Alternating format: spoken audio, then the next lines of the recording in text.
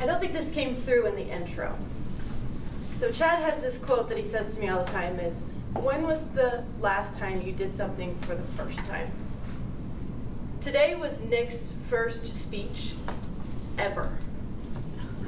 He shared with me that growing up in the school that he went to, public speaking was not emphasized, and he's never given a public speech. Now he's given presentations at work, but to stand up in front of a group of people and give a speech, we witnessed something for the first time today, and I wanted to make sure that that was known.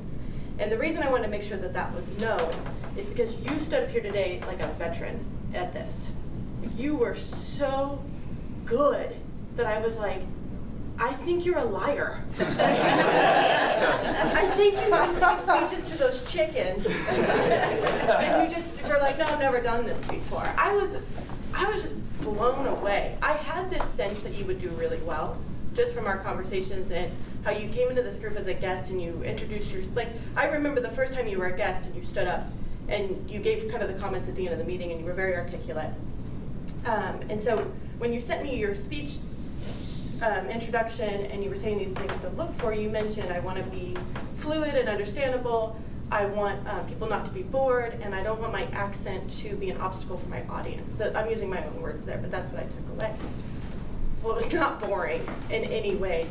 If you have a story that includes chickens and tricycles, I don't think it's ever going to be boring. So you started really strong, but then you carried it through. And sometimes people start with a really strong story, and then it fizzles. And you're kind of like, oh, okay. I looked around at your conclusion, and you had everybody engaged still at 7 minutes. I can't even do that. That's incredible. So it was not boring.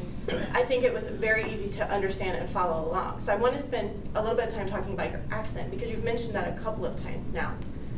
Did you get every word right? No. But I got all of the themes. And I think that is what matters.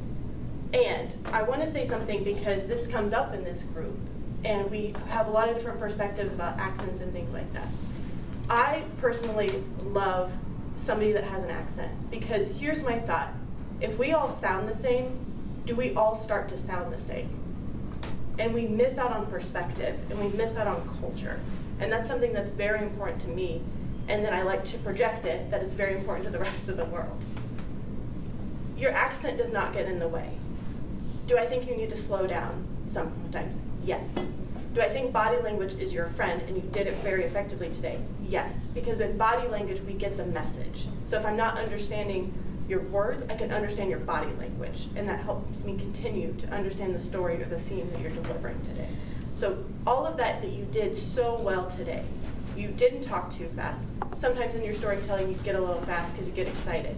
But you had the body language. And so I kept it. I got all the themes. I got all the messages. I think I understood what you wanted to communicate. So please continue to share your stories. You were so good at this. I literally can't wait for your next speech. Thank you.